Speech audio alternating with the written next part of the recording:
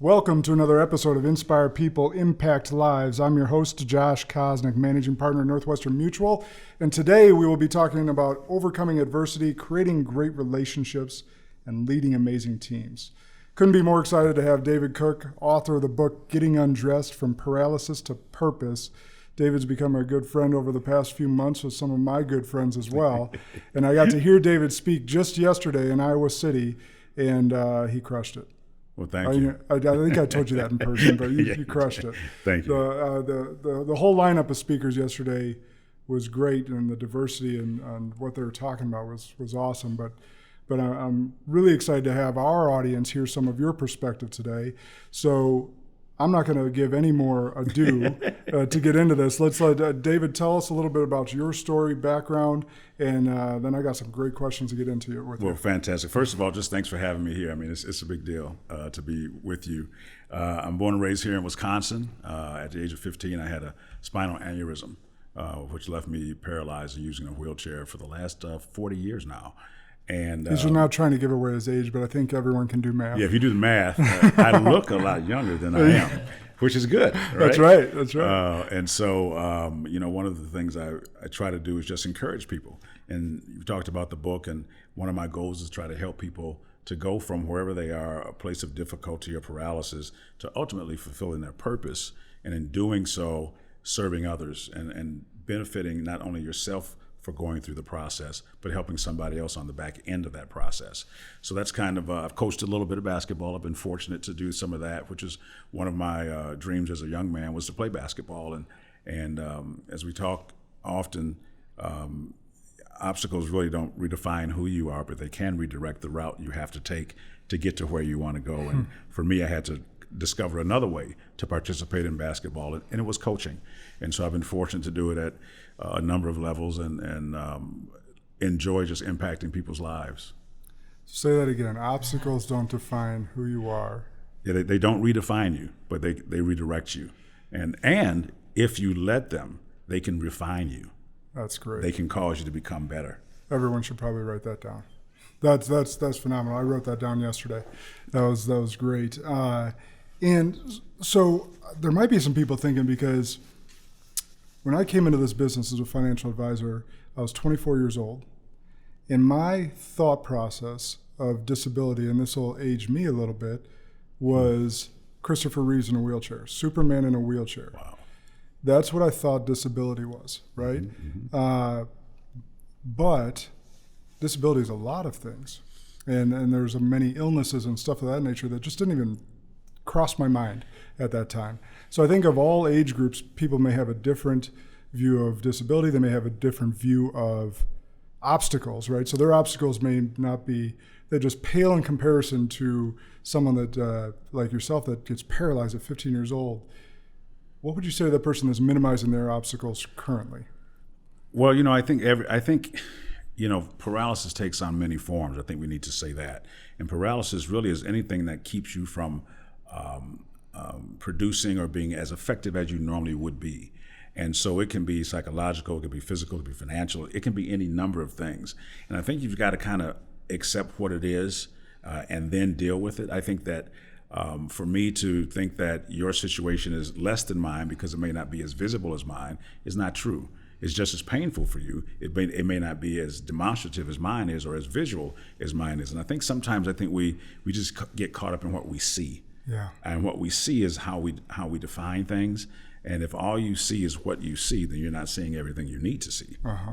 And so it's always more than what we see. Right. And I think as you said that, I'm thinking about the epidemic we face across the country with mental illness.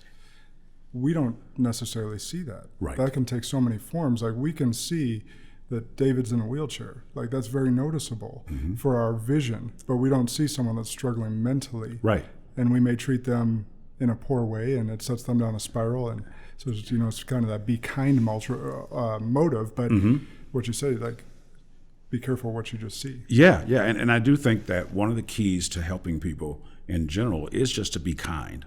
And if you can be sensitive enough to listen and observe, a lot of times you'll find out a lot about a person that then you can figure out a way to help them. Yeah. I think sometimes we just talk too much. Yeah. Well, my dad always beat this into my head is God gave me 2 ears and 1 mouth for a reason.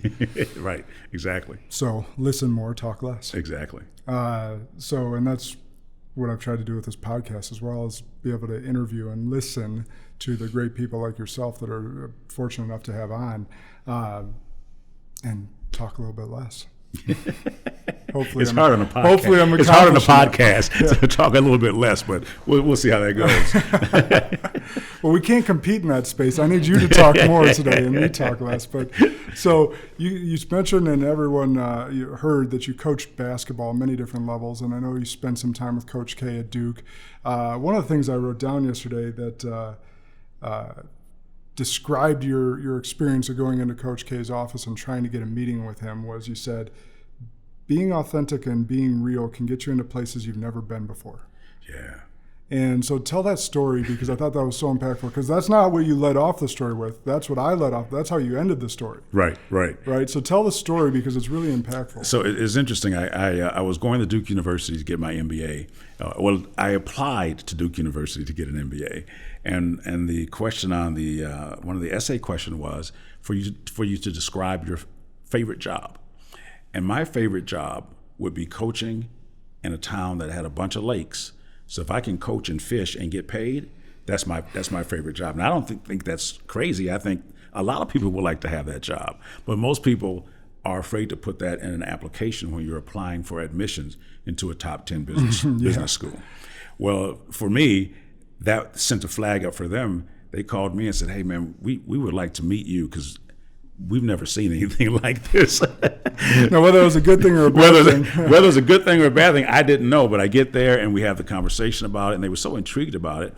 And I said, "Well, you asked me a question. I want to give you a real answer." And that real answer was so authentic that it allowed for me to get into the business school. And one of the things I wanted to do at Duke was meet Coach K. And so I didn't know him. I just figured, what did I have to lose? I felt I could add something to the program. And the one thing that I didn't do was ask him for anything. I went to see what I could give. And I didn't get to meet him right away. I had to go a few times. He was on vacation. And again, I didn't know how much vacation he got, but he did just win a national championship. So I guess he gets a few days off. Yeah, hopefully. Hopefully. And eventually I do get to meet him. And I meet him. There was a player in the office that also had seen me coaching in Florida. And he began to talk about me in front of his staff about what he liked about what I had done and that kind of stuff. And it was just a lesson on why you do what you do. Do the right thing. You never know who's watching. You really don't know who is going to be the source of your next breakthrough. Yeah. I mean, you just don't. I didn't know Tony before I got to Duke, but he knew me before I got there. And that's an amazing thing to me, that there are sometimes people in place before you get there for you. That's just amazing to me. Yeah, and that's either, however you define it and whatever your beliefs are, whether that's the universe providing or God putting that person in your life, whatever your beliefs are, that was being done for That was you. Being done for me, Yeah. absolutely. Yeah. Absolutely. And what's so great about that story is that, you're getting put off by not necessarily Coach K, but his secretary, well, let's call them gatekeepers. Yes, right? yes. And that person recognizes you. And you're, recognizable feature, not just because you're in a wheelchair, because he saw the passion and the way you treated your players is how you described that and why he was so drawn to you and what you did. Yeah. So what was the job they offered you? I was offered the job of a manager. Now, for those who don't know what a manager does, a manager fills up water bottles. We made Gatorade back then, chased loose balls, wiped the floor, did laundry, those types of things. And I was offered that job, and I was 28 years old. I was getting an MBA, and I took it right away. For one, I knew what my goal was. My goal was to be involved in the program and to try to glean as much from who I think is the greatest of all time in terms of the game and some of the things he would do with players. I wanted to find out who he was and what he did. And also, when I was 17 years old, my very first job at a bank included filing checks. And that led to greater things, including a commercial lending career. And so because I had filed those checks, those 10 years before Coach asked me to be a manager, it wasn't beneath me at all to do that. And so those small beginnings all have led to great things for me, and I've learned not to underappreciate anything. Yeah. I just want to take a moment to talk to the young people out there, listen to that again.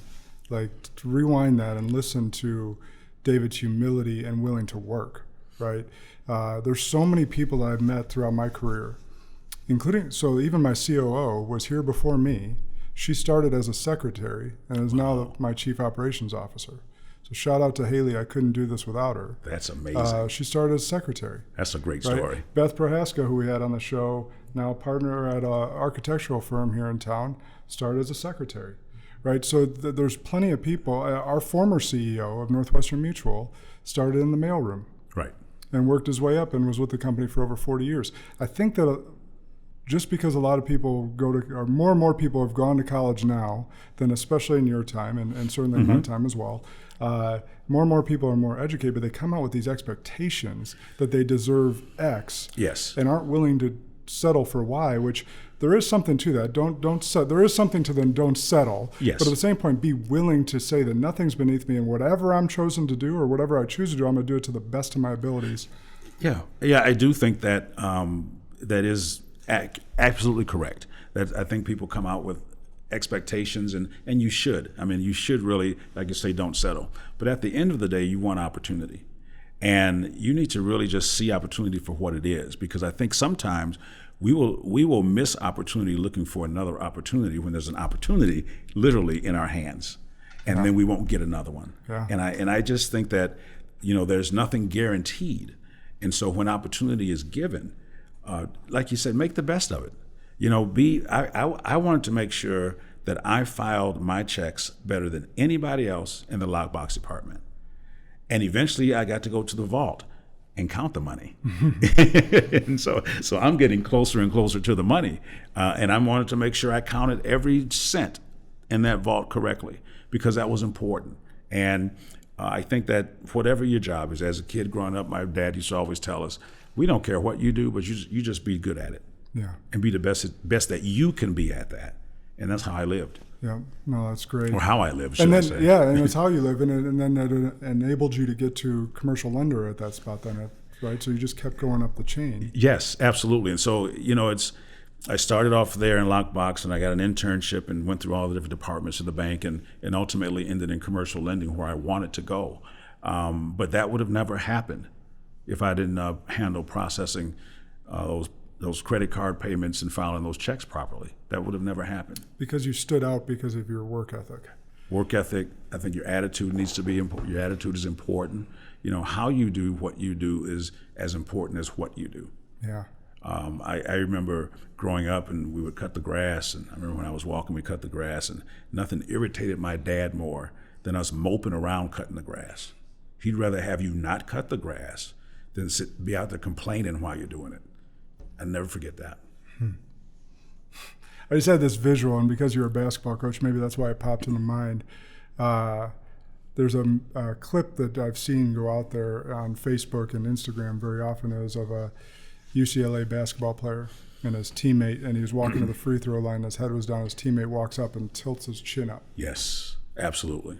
Keep your head up. I mean, it's important. That is so, so huge. You will never accomplish anything with a negative attitude or with negative thoughts. I mean, you won't. You try it and see what'll happen. You'll find yourself spiraling down into more negativity, and it's not worth your time. Yeah. It's easier to be happy, I think. Maybe not. You got to fight. You got to fight to be happy. You got to fight for your peace and your success. You got to fight. You got to compete. You got to compete for those things, because there's so many things coming against you that will want you to complain or be negative about it. But you got to fight for that. Yeah, I would agree. I think that when you first said it's easier to be happy, I think I struggle with that as soon as you said it, and then you went and explained yourself. I would agree on that, is that once you learn and once you fight the temptation to go down that negativity spot and realize that gratitude and happiness feels much better, then it becomes easier. Then it becomes easier. And because it's a choice, and you can't be grateful and angry at the same time. You're going to be one or the other. And whichever one you choose, the other one's going to have to go away. Yeah. And so if you choose to be grateful and choose to be happy and choose to find the good, it's amazing. After a while, you become good at that too, because you practice it, just like anything else. That's really good. So what do you think is the greatest measure of success? Well, I think the greatest measure of success probably is gauged by how many lives you've impacted, I think. Because I think your success is tied to your purpose, and your purpose is tied to other people. And so if at the end of the day, you've given everything that you have to what you're doing, and you've helped someone along the way with that, I think that's successful. Yeah. There's no money involved. We haven't talked about money. We haven't talked about anything else, but we're talking about having an impact. And I think that too often we get caught up in quantifying success materially, or in dollars and cents. And again, I like to make money and all this, so don't get it twisted. But real success is an intrinsic value, an intrinsic sense of worth that comes when you really know that you made a difference in somebody else's life. I mean, that's my measure of success. Yeah. People ask me, do you have any regrets?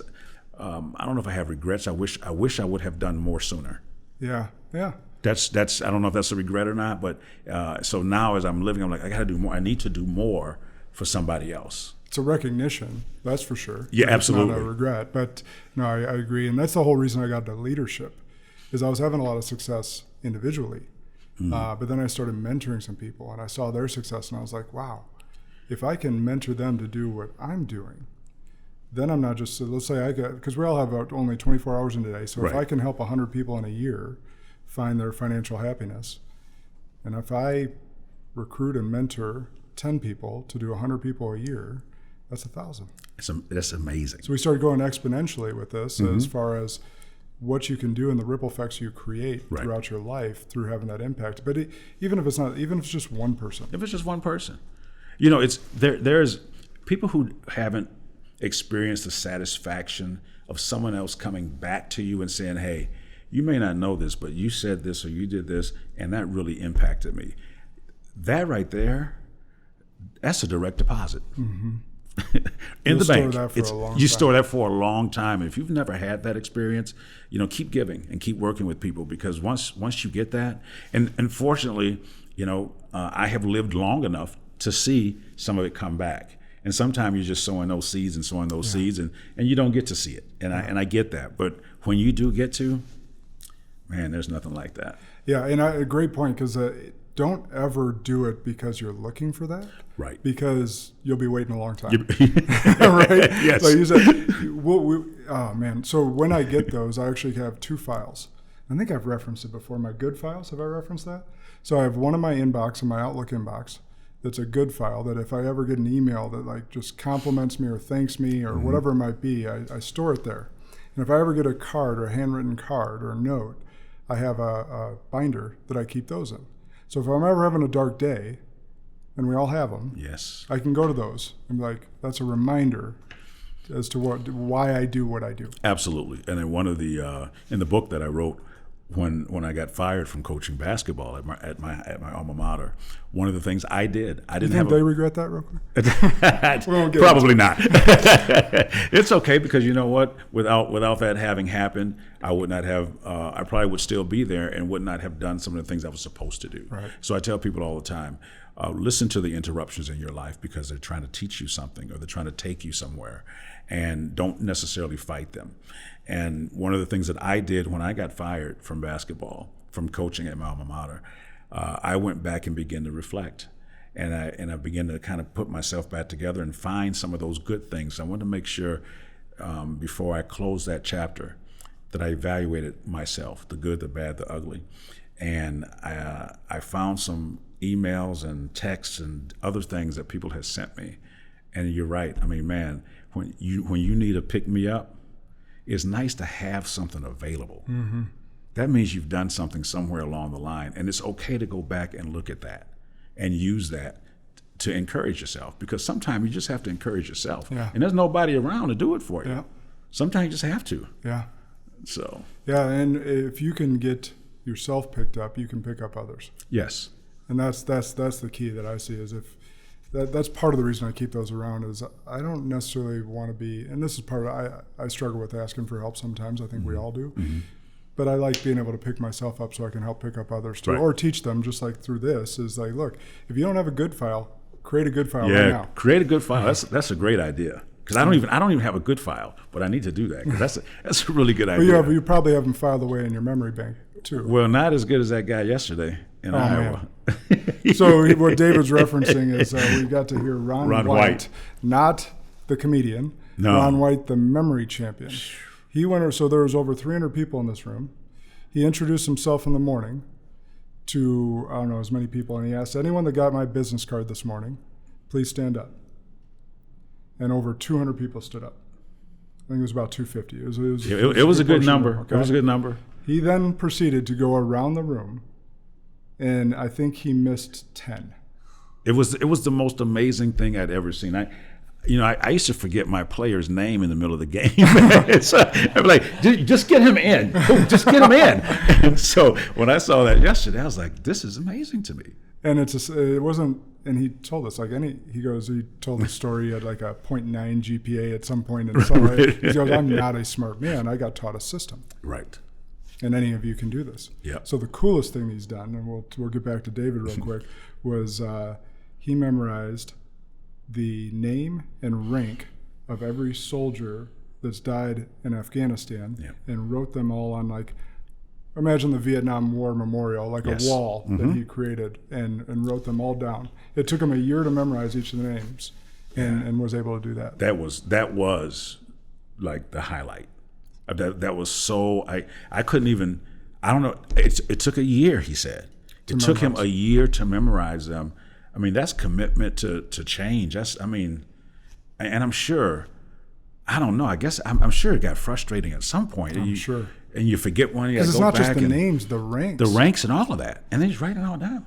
And the coolest part at the end of that was for him to say his good file, and he has a picture of it, the mom, they gave him a hug and said, thank you, because of you, no one's going to forget my son's name. Yes. Yeah, that was amazing. And that's what I mean about doing what you do for other people.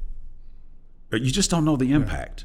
And he didn't realize that was going to be, but it was just something that was in him. Well, he's a veteran, and he's like, veteran, he's like, I can take this on, but he didn't know that mom was going to, right? Right, he didn't know the mom was going to be there. That was amazing. Yeah, so cool. So you are one of the best people we know on relationships, and I want to get some context there, because I wrote down a quote from you yesterday. Relationships are everything. Everything. Right? So why are you so intentional about your relationships, and then what do you do to give some perspective for the audience that they can do to get better with their relationships? Well, part of my relationship building is I think I've been wired this way a little bit too. So building relationships for me is probably easier than it might be for some others. But I also am intentional about giving myself totally to whatever relationship I'm in at that time, which is a risk. There's a vulnerability that goes along with doing that. That the person or the people that you may be opening yourself up to may or may not be the people that will stay with you, and that does happen. But you will never gain the benefit of what happens when it is a fit, and it does go well. That is just a remarkable thing for me. As a coach, I've always, that was the part of coaching that kept driving me forward. It was the relationships. It wasn't the winning or losing. It was getting to know people, getting to see people change, getting to have an impact in their lives, and having them impact my life as well. The one thing I do know is that the circumstances in my life haven't changed me, but the people in my life have. And people ask me this question all the time. Do you think you'd be the same guy if you weren't in a wheelchair? And I tell them I wouldn't be the same guy if the people who have been in my life were not in my life. Because that's what has gotten me to where I am today. I am a help-made man.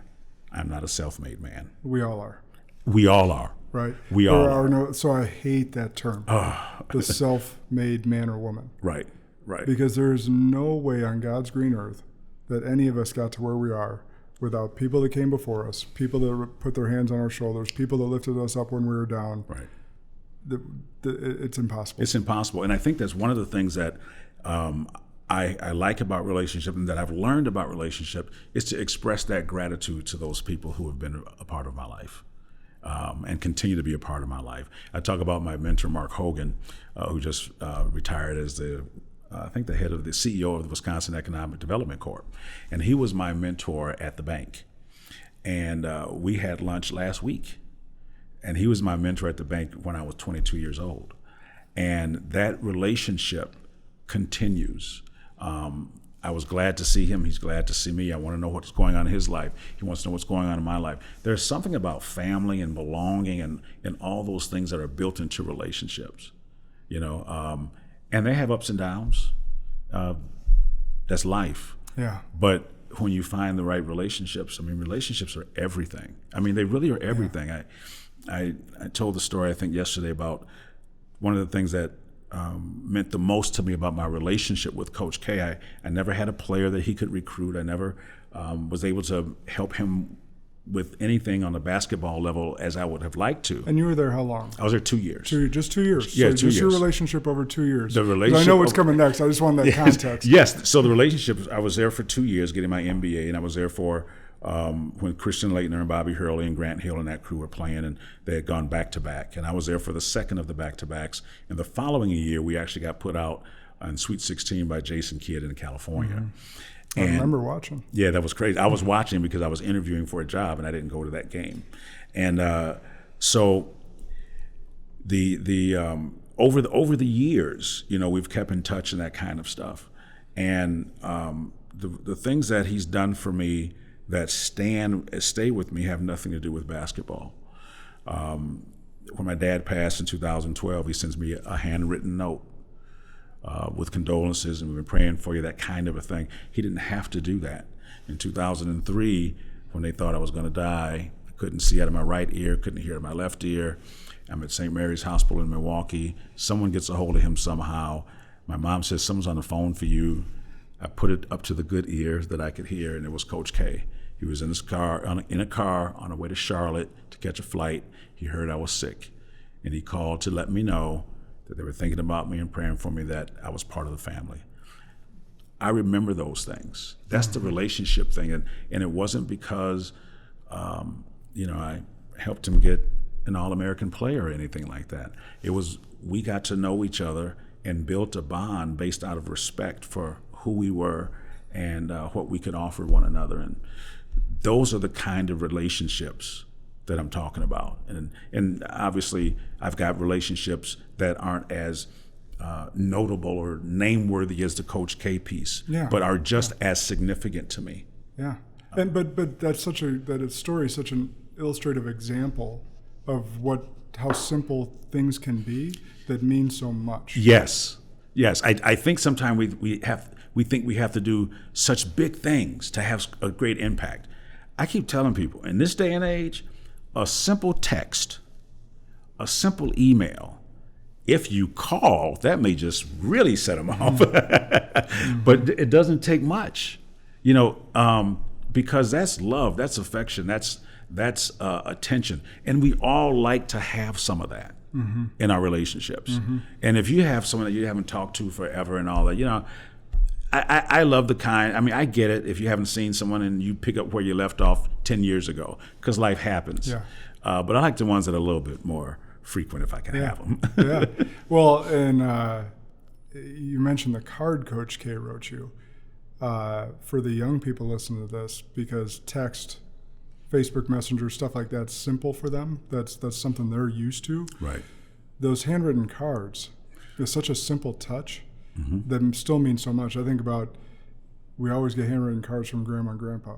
Right. And we appreciate opening, whether they have money in them or not. We appreciate opening their card from the mailbox. And it took just a slight bit more of effort than sending a text. Right. And so, like some of that good file that's the binder, it's mostly filled with cards. Yeah. The personal touch. Yes, that personal touch. And I don't think you can have a real relationship without personal touches. I don't know what that would be called. I don't think it'd be a Well, relationship. Dr. Raj, who was on our show, would talk about that as there's a lack of human connection and community, and that's where some of it's just not as much of a relationship or as deep of a relationship as actually us as humans crave and need. Right. So Right. that would be that digital side of things, because we had Dr. Raj on a month or so ago, and he talked about that from a neuroscience perspective. Oh, wow. It was really interesting to hear. Yep. So that human touch is critical, especially as we become more digital and surface level and all that stuff. So I want to switch gears to the leadership side, because we're running out of time, and want to make sure that we talk about this, because you've been such a great coach and educator for many years. What are some of the lessons you learned along the way, and just like some key life lessons, and maybe even since we talked about Coach K, the best lesson you took away from him as well? I think from a leadership standpoint, I think communication is huge, and communication involves listening. We talked about that already. I think that everybody really wants to know from a leadership team concept 3 things. What's my job? How do I get paid? And is there room for promotion? Whether you're a basketball player, whether you're doing financial services, it doesn't matter. People want to know that, and leaders need to be clear, concise, and consistent with their communication. 3 C's. The 3 C's: clear, concise, and consistent. And that may mean you have to repeat yourself sometime. The key to communication, in my mind, is being understood. Mm-hmm. And until you're understood, you haven't really communicated effectively. So 2 quotes come to mind as you say that, because they've been beaten into my head. Is my business coach always says, repetition is the mother of learning. And what was the other one I was just going towards? Crap, I just lost it. There goes my ADD mind. But anyhow, keep going with that. So those are pretty important. I also think that one of the things that I learned from Coach K, and that I tried to implement in my life from a leadership coaching perspective, is to be genuinely concerned about the overall well-being of the people on my team. Not how many points they can score. That's not the point. I remember being in a meeting when I was at Duke, and the coaches were talking about a kid who was having a tough day and just kind of ripping them apart a little bit. And they got through, and then Coach asked a simple question: does anyone know how he did on his test today? And it was silent, just like that. And that is the one thing that I think separates him from so many of his peers as a coach, is that he is really in tune with what is trying of wanting what's best for you in all things, not just on the court. So he knows and takes the time. Takes the time to get to know you on an individual basis, as much as you will allow for that to happen. And that does take time. I think about this as a coach. I would try to get to know each of my players so I could figure out what was the button that could make him go. But it takes time to do that. Yeah. And it takes, again, opening yourself up and asking questions and listening and all those types of things. I think that instilling confidence is another huge characteristic of leadership, of successful leadership in coaching. Not instilling confidence in them to have confidence in you, but you instilling confidence in them so that they can be the best they can be. Because once you've done that, then they'll have confidence in you as a leader and you as a coach. So there is a place for that, but I think we start by instilling confidence. Once a player believes that you believe in them and you start telling them that they can do it, even if they can't do it, they're trying to do it. Mm-hmm. And then once they do accomplish it, you are their coach forever. That's that relationship thing. They'll never stop calling you coach. They'll never stop calling you coach.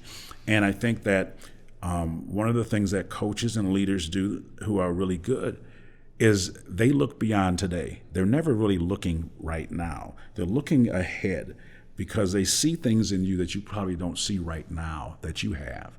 And they can see it, and they're going to try to get that out of you at some point. Yeah. And so they're visionaries as well.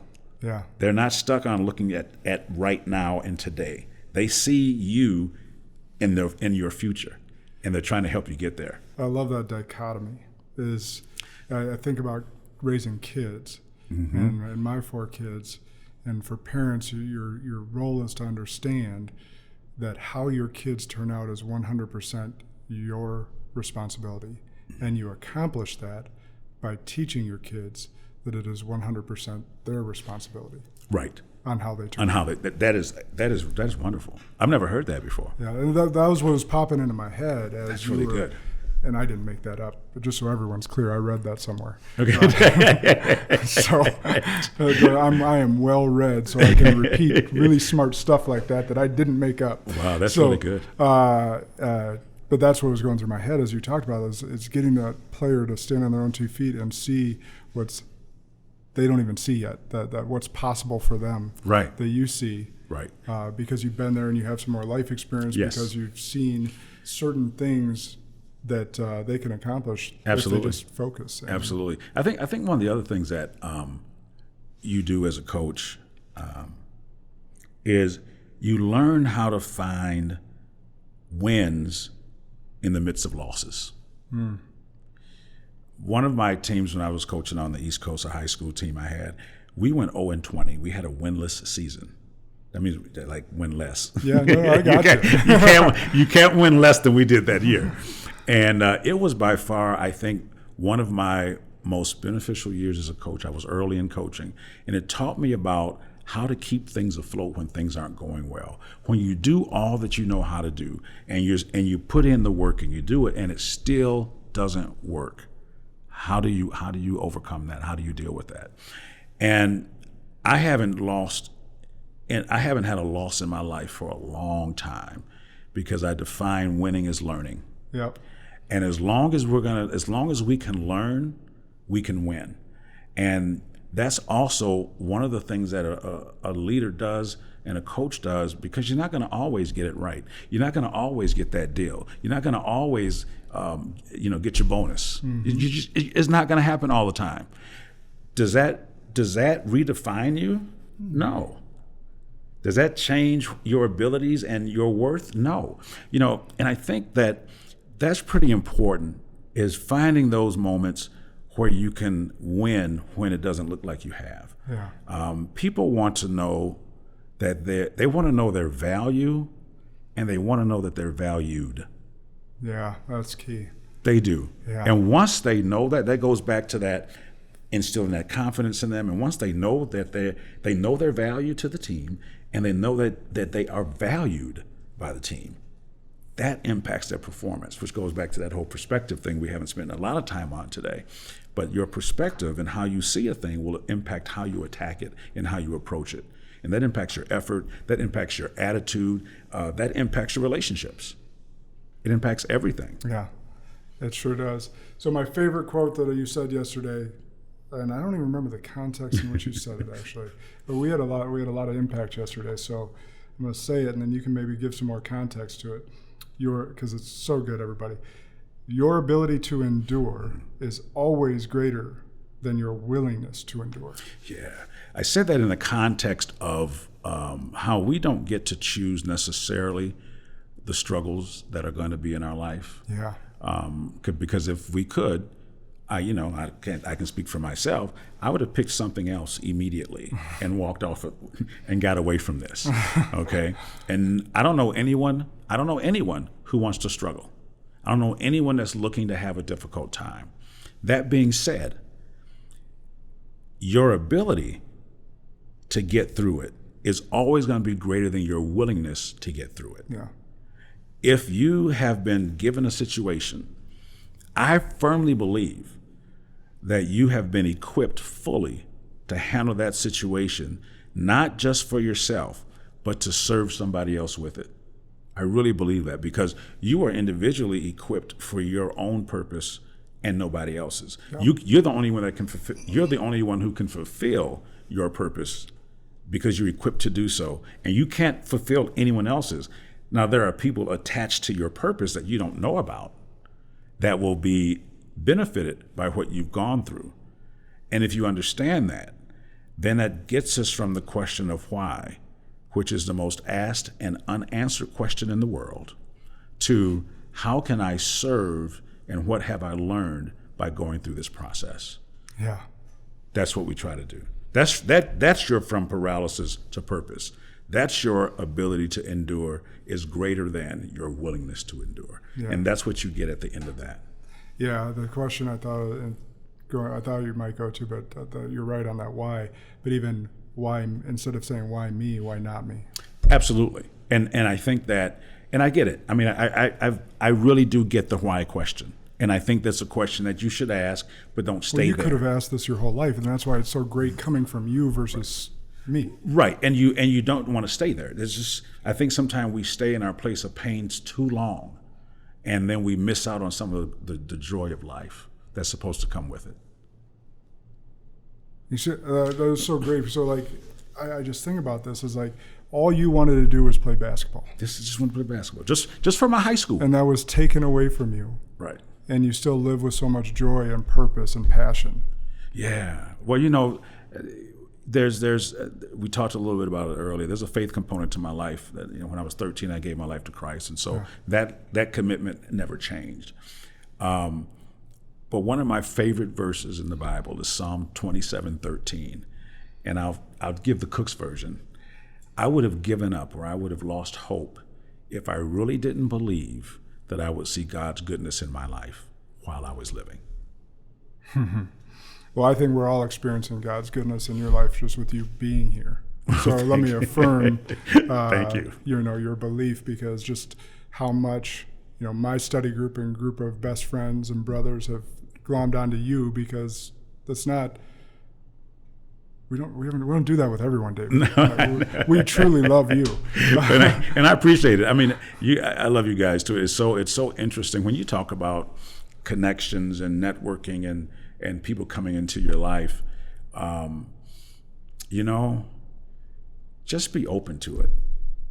Just be open to it, because you just never know what's in store. Yeah. It's and I tell people, what if it works? Right. What if it works? We're naturally going to say, what if it doesn't? Right. So I'm like, what if it works? Yeah. We're good then, aren't we? Just ask that extra question. Just ask that extra question. What if it works? Because that will keep you moving forward. What if it doesn't work? We'll just have you paralyzed again. Yeah. Then we got to start over. Yeah. All right, we got to move forward, because as I told you, I got to get my kids out trick-or-treating. Otherwise, yes. Have fun with that. All right. So, I might pull them around on sleds today after the snow. I know, right? All right. So we're going to do the word game real quick. You can answer with one word or a short phrase, and you can't repeat yourself. Okay. All right? Life.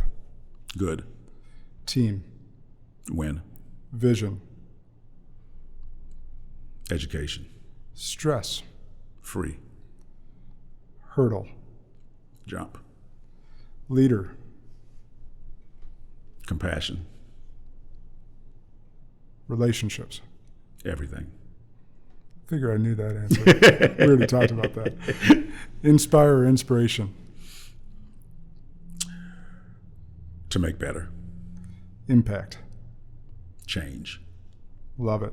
So, beyond your own book, which I'll give a brief shout out to, what's your favorite book of all time or most recently read you'd like to give a shout out to? Favorite book of all time is the Bible, but we'll go to another book. I recently read Learning to Forgive by Jason Romano. Jason is a podcast person too, and used to work for ESPN, and I was a guest on his podcast, and he wrote a book about forgiveness and his father, and how he had to forgive his father through some alcoholism and things, and just a powerful story of vulnerability. He's open, he's transparent in this book, and it was one of my favorite recent reads, because you guys got me reading more books. I never thought I'd do that. I wrote a book, and I don't like to read or write. Now you guys got me reading books. I got a stack of books at home that I'm working my way through. So it's because leaders are readers, and you're a That's leader. what they tell me. I'm like, I guess that's what I have to do then. All right. So for everyone that didn't hear me in my intro, Getting Undressed from Paralysis to Purpose. That's David's book. Get out there and buy it. And I know you said as of January, you're going to get it on Audible. Yeah, that's the plan. I have been working on it, and I had some health issues. So hopefully by January 1, I'll have the audiobook done with my voice on it and everything, and hopefully it doesn't put you to sleep. He's got a great audio voice, so could have done radio, but glad you're here today. So get out there and get that book. Thanks for everybody for tuning in. We're going to have David in again because there's a lot that we didn't cover today just due to our time constraints. But thanks for tuning in. Thank you, David, for being here. Thanks, man. I'm honored to. This is all like dessert for me, man. And we're really excited to have you speak to our organization tomorrow. So everybody have a great rest of the week.